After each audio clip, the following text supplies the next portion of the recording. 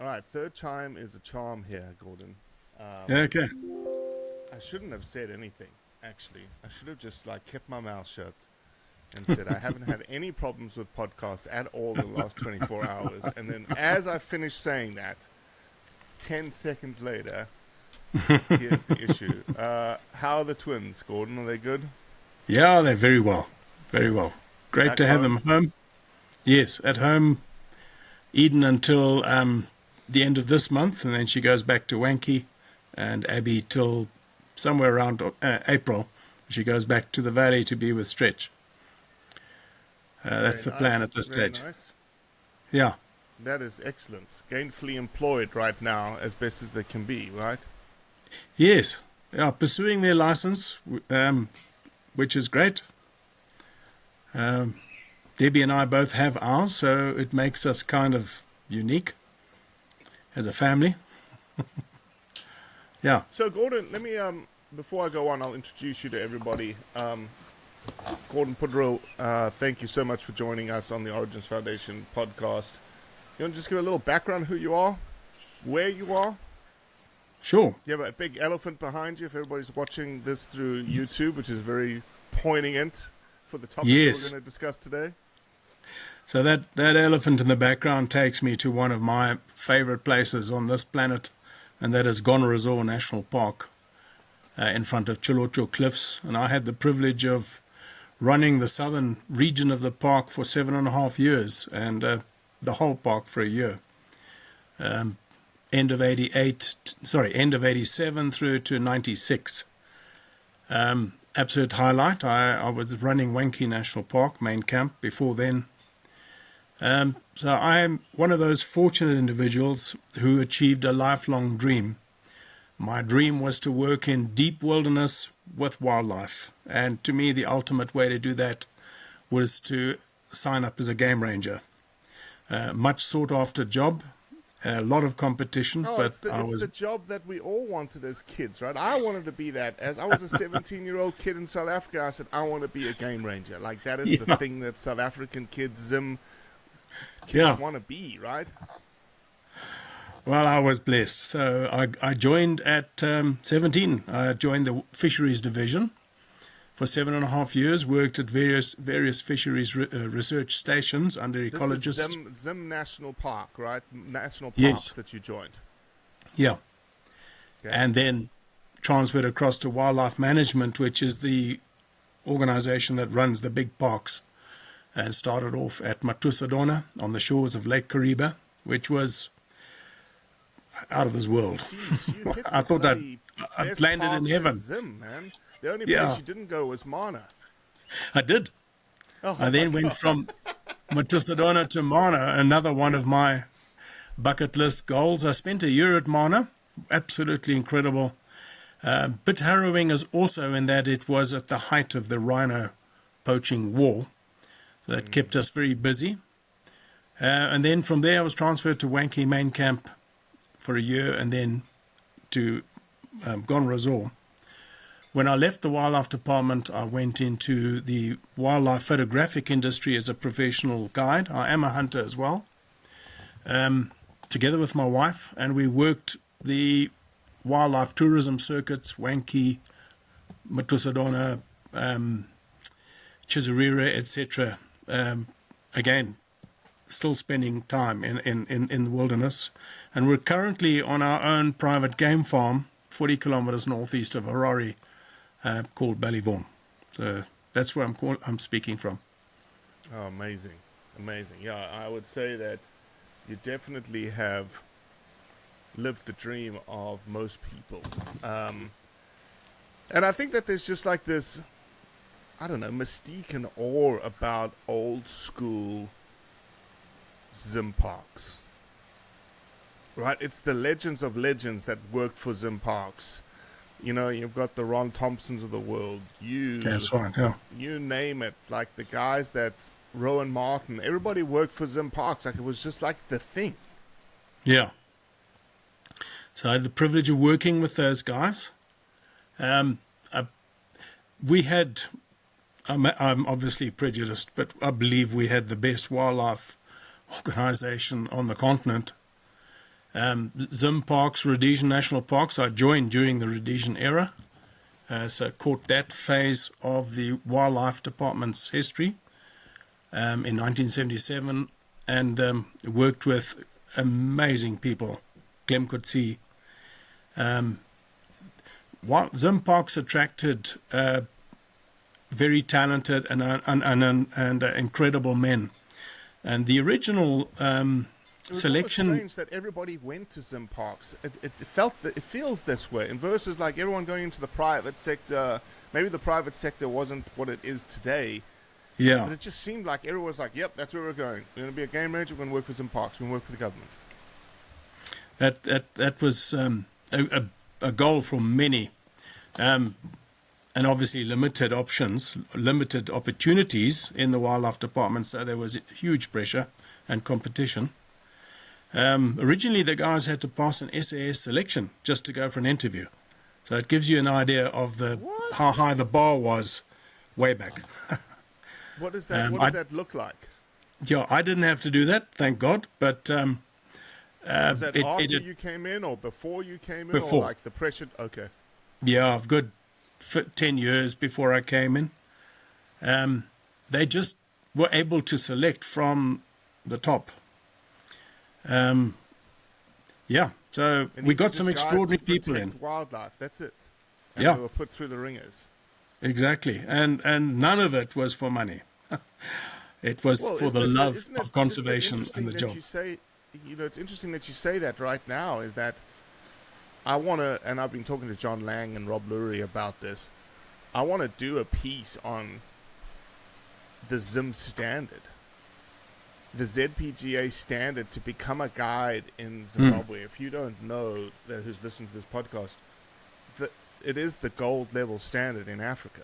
Yes. 400 people sit to write the entrance exam, and after 4 years, you have 8 people left of that class.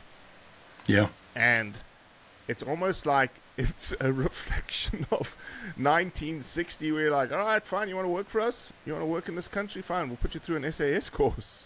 Yeah. Very, very high standards, which we're proud of.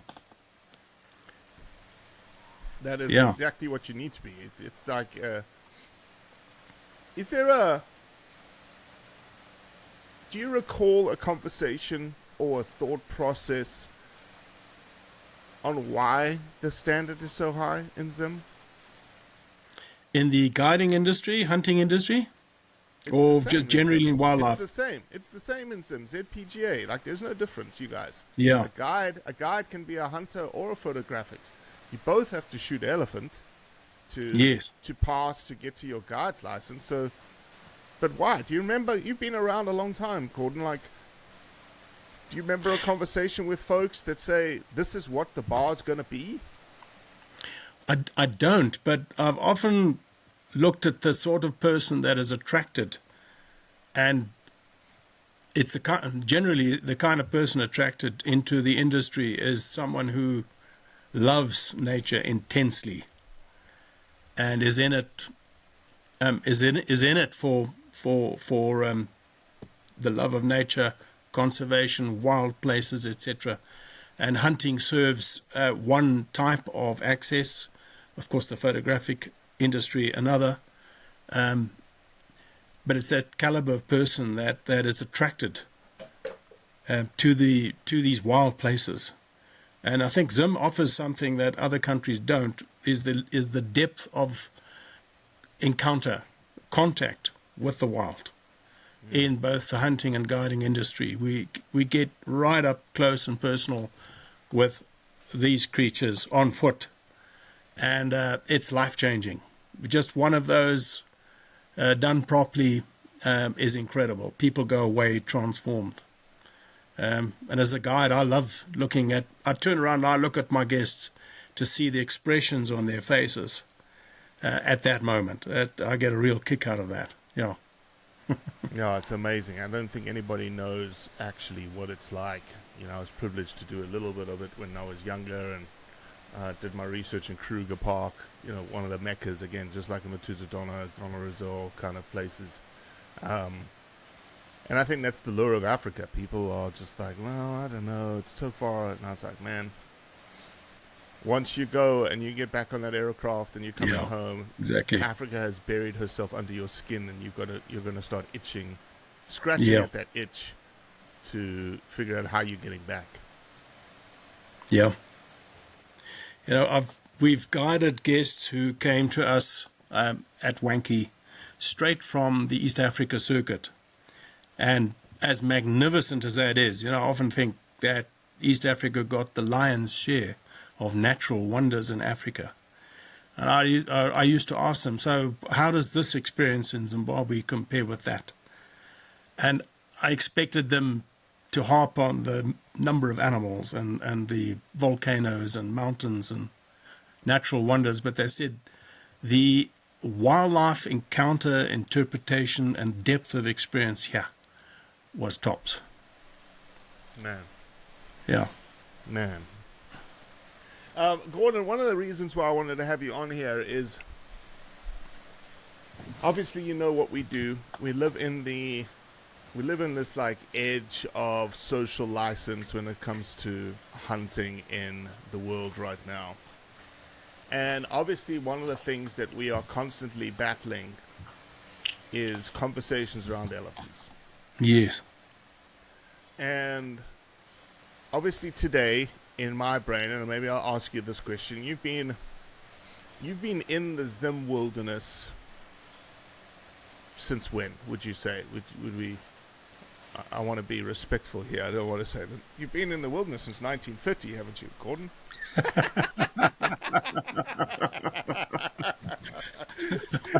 Well, gainfully employed since 77. Okay, 77. In wilderness. Okay, so 77, you've been in the wilderness. Let's just call it that sort of. So Yeah. you've been in there,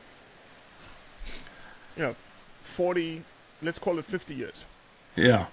And elephant populations have changed dramatically in 50 years.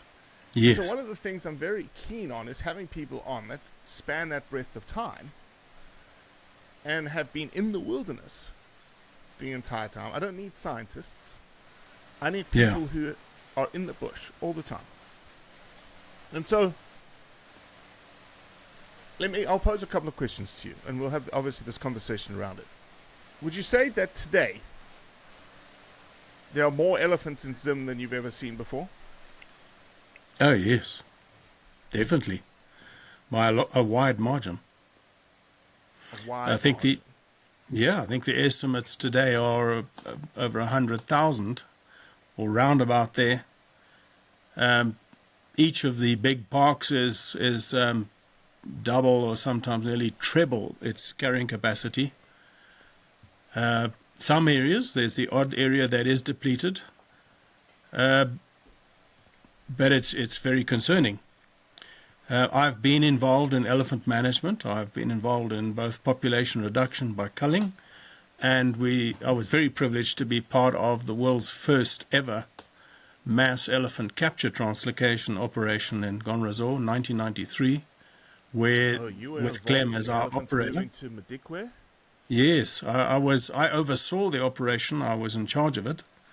That was 1,000 elephants captured live and moved to new homes as a form of population reduction. Where did the other elephants go? I know the 250 went to Madikwe. Where did the others go?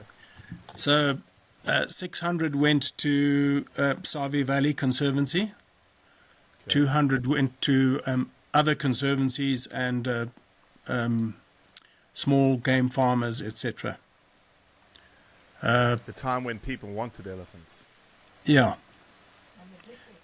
So Madikwe was the most dramatic because we kept. I hear Deborah being a voyeur in the background, listening and chirping whenever she needs to chirp in on information you've got to capture, Gordon. I hear you, Deborah. He can hear you, Doc. She was there, actively involved. That's amazing. That's amazing. Yeah. It was a very. It was an interesting experience for me because I got to see... It was revolutionary, right? It was the biggest elephant move ever.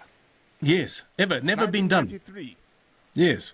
A feather in Zimbabwe's cap that's not claimed by our country, tragically. Others are jumping on the bandwagon and claiming they're the first to move to mass translocate elephants, but they're not. We were the first, and we're still the biggest ever. I personally got a chance to compare capture and translocation with culling. I've been involved in culls, conducted my own culls as a necessary means to pull the numbers down. But here we had an option that had never been tried, and that was to catch and move a whole population. Savi Valley got 600, and today that was in 1993, and today the population's way over capacity at 2,500, but that's spanning 93 to today. Yeah, same as Madikwe though, 250 yes, to 1,700 that's right. Today. Yeah, and I'm I can't believe the logic of some of the folk that criticize all this. The elephant, we planted a new population at Madikwe. It had been exterminated hundreds of years ago, which is a great success story. We bolstered and boosted the Savi Valley population. And one of the complications of good elephant management is that one day you will have a problem. They will eat themselves out of house and home. They will multiply it at least 5% per annum. And somewhere down the line, if you've done your job well, you will have a problem. The elephant population will exceed the ecological carrying capacity of the environment. And as managers, we have to have the courage to step into the problem and manage the ecosystem, manage the elephant. We offered the world a brand new way of doing this with the mass capture.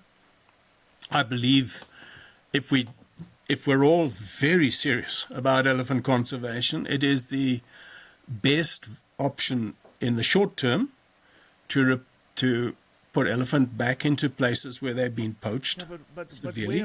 But where do we go today, Gordon? Like, currently, wants an elephant today. That's the problem. Yeah. Yes, it is a problem. For Ghana, neighboring Mozambique, doesn't want the elephant, and that's an obvious solution. You've got large protected areas of Mozambique that are almost depleted. Very, very few elephant in them. They should get the elephant. We should But what about the shunt them across the border. Conflict element of it, Gordon? Like, that's the thing. I think Mozambique is a classic example. Mozambique has area for elephant. They don't want them. Yes. They're afraid of the whole, like, potentially a Kazungu happened in Malawi, Zambia. Like, they're going to knock down 30 people and kill 30 people, and the people are going to, like, screw this. We don't want these guys around anymore. Sure. My take on that is it wasn't managed properly. Human-wildlife conflict, you've got to take into account the risks to rural communities around elephant populations. And to make it work, the wildlife department has to have a robust approach there. Got to protect people, their livelihood. And there's got to be, if it's done properly, I've been actively involved in Campfire. If a community loses their dry land maize crop to a herd of elephant, we used to shoot that elephant and get the proceeds back to that community. And they got cash in hand. That works. You don't get those people saying, get rid of the elephant, we don't ever want to see them again. They've always lived with them, and there's a practical benefit. But when it's not done like that, well, obviously they're just going to say to the politicians, get rid of these things. We don't want them.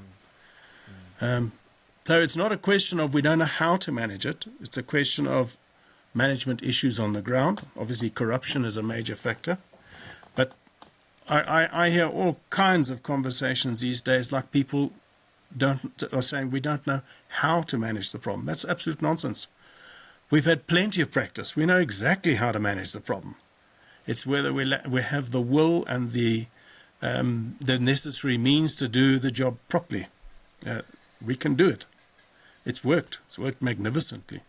Yeah, it's the willingness to overcome the social license barrier, I believe. Yeah. Is the only thing stopping us with elephant management right now. Yeah. That's it. As you said, we have the tools. We know what works. But there's this social license, which is not something that...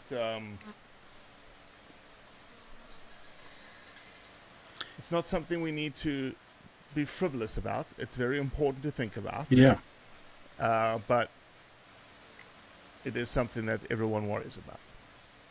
Yes. Gordon, tell yeah. me a little bit more about... tell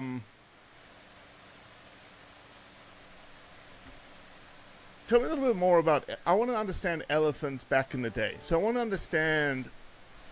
You were in the Wangi system, the Metuzadona system, Gonorrhea. What was elephants... What was it like? What were the elephant systems like then in those areas? I would say they were very healthy. Lots of elephants, little elephants, hardly Lots. shorn elephants. No, plenty of elephant, but I would say a healthy number of elephant. That's my point. I was involved in a cull of 500 elephant in Metuzadona in the mid-80s. There were plenty of elephant. Plenty. So why was the cull undertaken in the 1980s? Was Park saying... Was there... I just want to get an idea of what... Was it... Did they say... Did they have vegetation objectives? Were they thinking that sort of way? Or they're like, we just want to balance. We think there's too many. Let's take out a couple. No, it was done scientifically. Ecologists established what they believed was the carrying capacity per square kilometer of that part of the Zambezi Valley, including the escarpment. And it was decided to take off 500 to bring the population down for the sake of the ecology, the woodlands, etc. It worked. It worked. I was there before and after.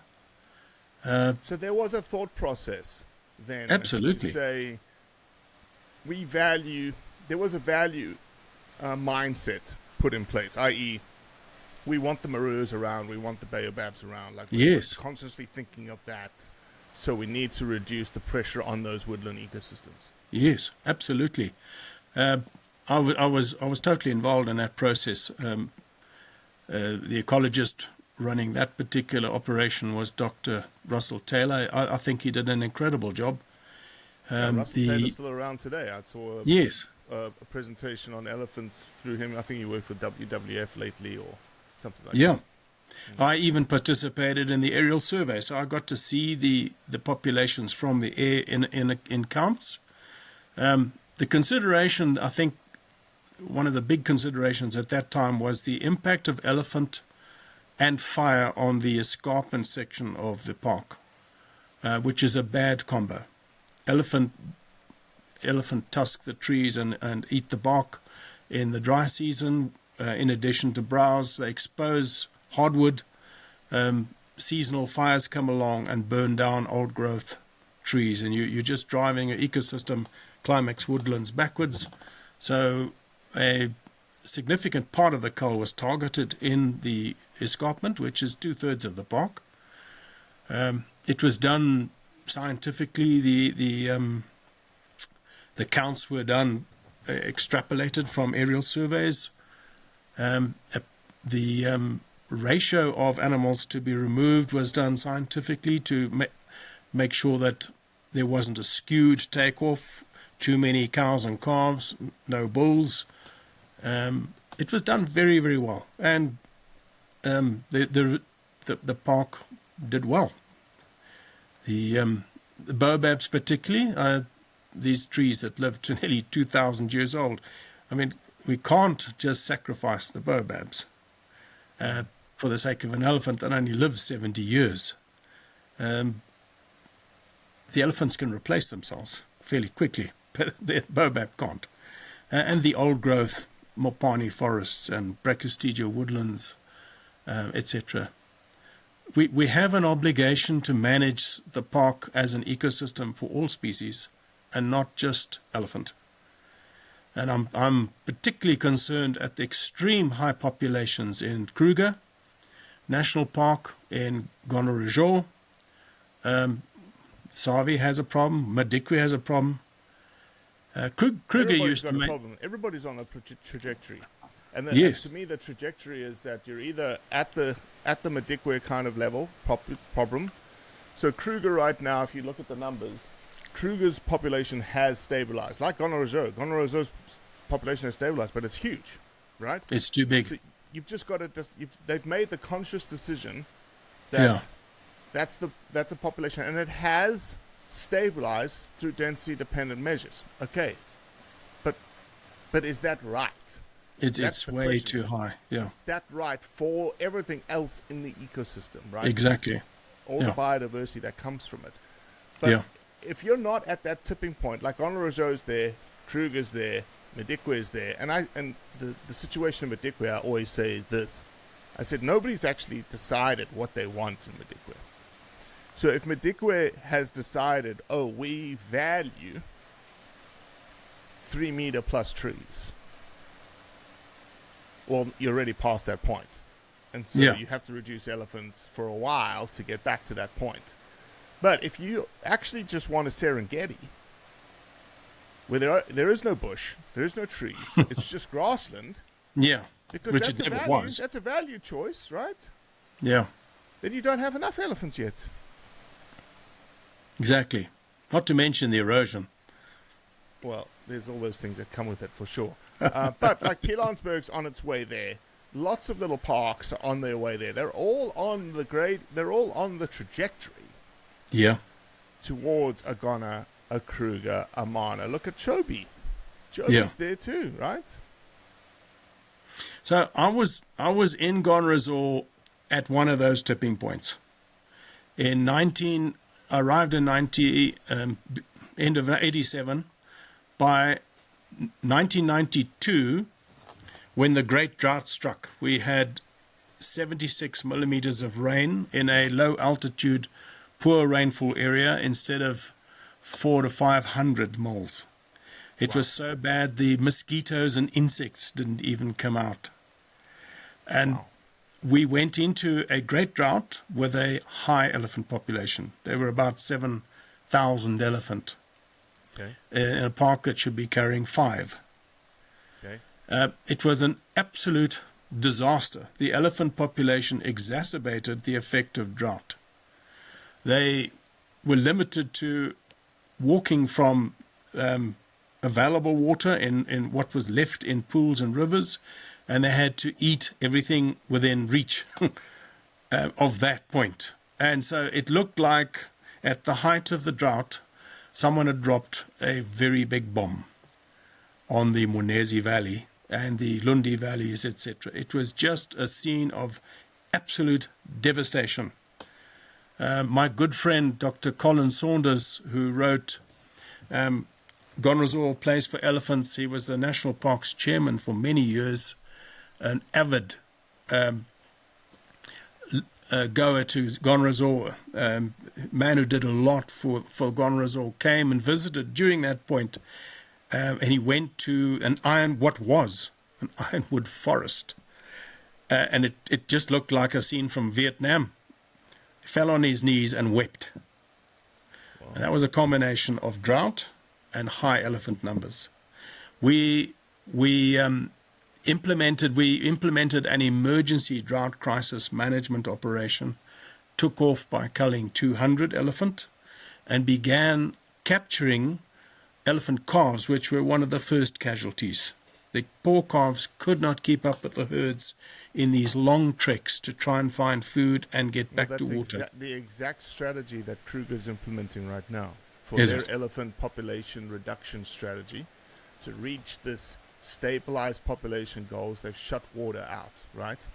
So now they're causing elephants to move further. Creating a drought. Exactly what you're saying, right? They're making the elephants move further from the water to the food, which means those that can't keep up. Exactly. There's going to be a population crash with a vegetation crash as well, and a species diversity crash. It's not the wisest way to manage these ecosystems. Kruger used to keep their population down to 9,000 elephant in a 19,000 kilometers squared national park. The woodlands and things were in beautiful condition. The Limpopo floodplain with its riparian forests was in beautiful condition. Got to manage these things properly. Do you remember? And it's like you have to reinvent it. Yeah, I don't know when last you were in Kruger. Do you remember going over the Lavuvu and turning at the signpost that says Fever Tree Forest? Do you remember that? I don't, no. I've only actually been to Kruger once, yeah. Oh, man, that's a pity, because I think it would have been, if it was somebody like you, there's a signpost that you go, it's a famous signpost. I remember doing it as a kid, or even as a researcher. You go across the Lavuvu, and there's the classic Kruger stone edifices that are like the road markers, and it says Fever Tree Forest this way, 12 k's. Wow. There's 5 trees left. No. Yeah, Wow. and it's like so the issue there, just like you noted with fire on the Matusadona escarpment, Yeah. elephants come in there, they knock off a bunch of bark, they eat a couple of things, kind of thing, and then they've exposed the tree in Kruger system to borer beetle. Yeah. The borer beetle gets in, kills the inside of the tree collapses, falls over, done. Yeah. Did you see in that Gonorrhoean drought situation, was there a lot of elephant mortality, natural elephant mortality? Woo. In the Mwenezi subregion, that's the southern subregion along the Mwenezi River, at one point we were finding 30 elephant carcasses a day. They were dying at the rate of 30 a day. My best estimate was we lost about 1,500 elephant in the drought. Wow. We lost almost all the buffalo. Lost the Liechtenstein's hartebeest. Small species like Sunni may have vanished. Don't think anyone's ever seen one since. And when the drought broke at the end of that season, so we caught calves, we captured and moved a variety of herbivores, grazers, etc., and moved them to safe places and then brought them back. A lot of people don't even know that. Buffalo, waterbuck, all kinds of species. When the drought broke, and it broke magnificently, we had a fantastic rainfall. In spite of the moonscape environment, and farmers were saying to us the grass seed, the grass cover in Gonorrhoean was finished. We'll have to reseed from the air. Well, I believe in the resilience of nature and God's creation. I thought that's not going to be necessary. Well, we had good rain, and the panicum was shoulder high that season. So we had magnificent grass regrowth. But the directorate decided to continue the elephant reduction. And that was when the capture operation was launched the following year in 93. And we were authorized to take off. We were actually told to continue catching calves, because we know how to do that. Clem had perfected that. When we're talking about up to sort of 6-year-olds. And then we were to cull the remaining of the herd and just bring the population down by 1,000. I said I didn't want that scenario. I chatted to Clem and I said, Clem, we have got to make every effort to try and catch the whole herd. He said, well, we've never done that. And I said, well, can you give that a lot of thought and see what you can do? And to his credit, an extraordinary man, he developed a simplified technique to catch the whole herd. So we were there on the very first capture of 7. Took quite a few hours. And eventually this was refined, and we were catching and loading into large Pantechnicon trucks with modified containers, 12, 15 elephant in an hour, off to their new homes. And they would settle down, drink water in there. Females and calves, no bulls in there? If there were bulls, yes, we loaded them. But we did catch bulls as well. Our problem was they were so big that we had to fit them in specialized containers because they didn't fit their huge shoulder heights. But we also moved bulls. Yeah, it was incredible. The other aspect of the operation which I was blown away by was the low impact or almost no impact of capture versus culling. In culling, once a culling operation starts, the horror of what's going on spreads, I believe, infrasonically by long-distance communication through the population. The herds communicate and they disappear. They run. In capture, we actually caught 700 elephant within a 20-kilometer radius of my base. Unheard of in a cull. Yeah, unheard of. They would, in a cull, you would only get the first herd and then you would be going to remote parts of the park to find the rest. But in capture, we even loaded 3 herds on the same piece of ground on one day because the other herds didn't bother with whatever was going on. There was no distress. So it was an incredible experience to see this type of option. No, amazing. Amazing. Gordon, the other thing I'm super interested about, and again, one of the narratives that we're tackling constantly, is this idea that hunting is shooting out all of the super tuskers. This hunting is getting rid of all these big tuskers in Africa. That's why we're not seeing them anymore, whatnot. And so I wanted to I've had some conversations with some folks. I'm sure your path, did your path ever interact with Derek de la Harpe? Yes. Yeah. So I had some conversations with Derek about Ghana Reserve.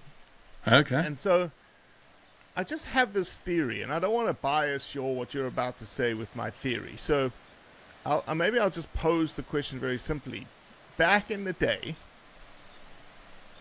80s, 90s, did you see big elephants? Were they big elephant? Yeah, did you see any big elephants? Plenty. Plenty of them. Okay, are there still big elephants today? Like, you've been around. Okay, so to get to your question, when I'll rewind to Matusadona, where we had to take off, I think there were 30 bulls on an ad hoc basis, and the meat was made available to and bought by the nearby crocodile farm. So once a month we'd have to go out and take out a bull as part of the culling program, and a spotter plan would be used and we would deploy. We had a problem finding a non-trophy elephant bull. We'd walk in, from the air, it's quite difficult to tell the size of the tuskers in a herd. We'd frequently walk in on 80-pounders, 60-pounders, 70-pounders, and have to leave. Because a non-trophy bull in those days, and when I managed the Chiredzi Safari concession, which was hunting areas around Ghana Resort, a non-trophy bull was a 45-pounder side. That's a big elephant today. And this was an offense to shoot something that size. There were lots of big tuskers.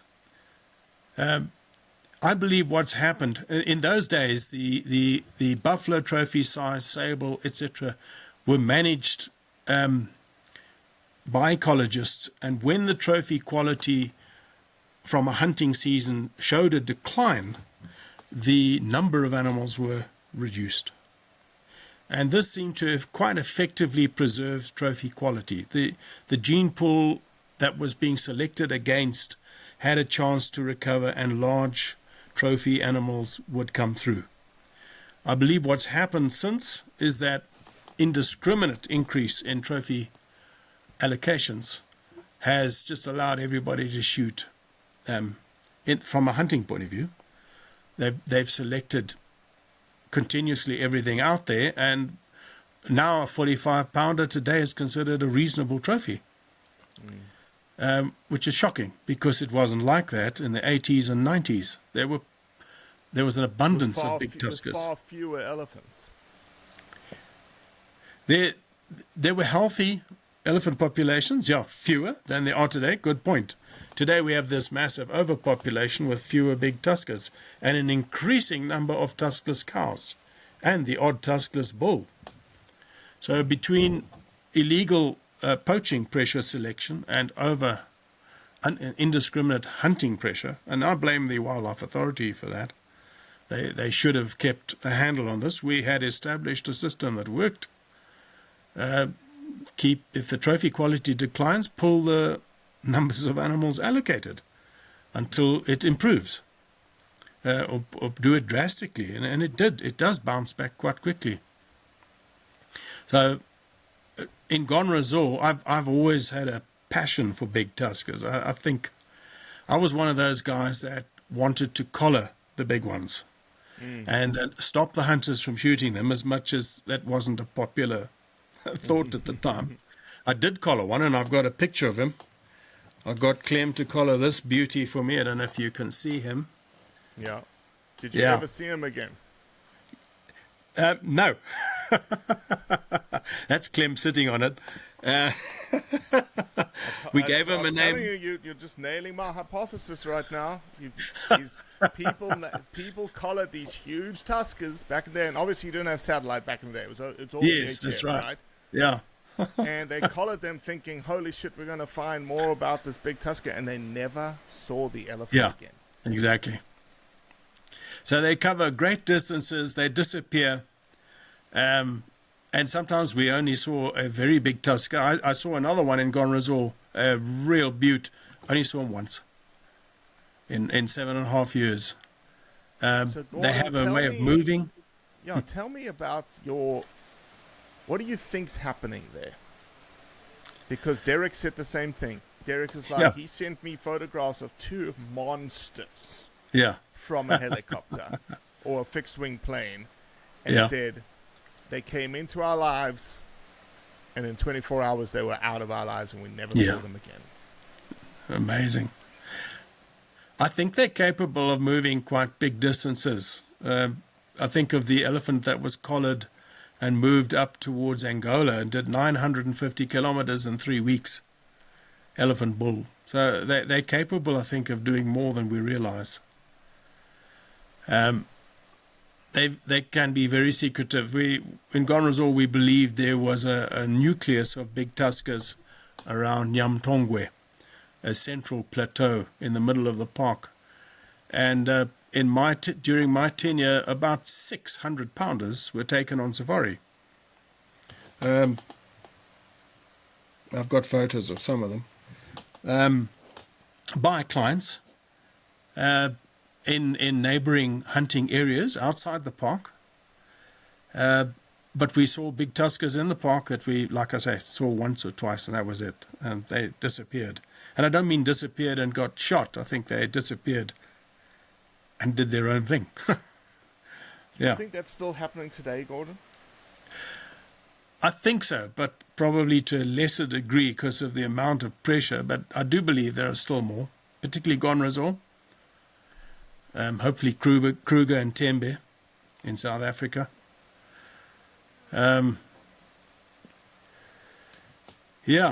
I was of the opinion we should. I still think it happens. I still think I do, there's yes. a massive big bull movement. I Yes. think bulls are still the same, super secretive, don't show themselves once or twice. Yes, I agree. I think a hunter taking a 100-pounder in Botswana is an artifact of exactly the situation that you just described in 1990, 96 in Gone Resort. I saw this elephant once, we collared it, never saw him again.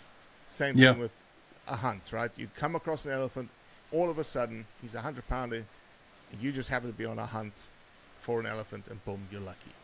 Yeah. That to me is what's happening today. Like I just had an amazing podcast with a guy called Karl Verhoef out of Tanzania.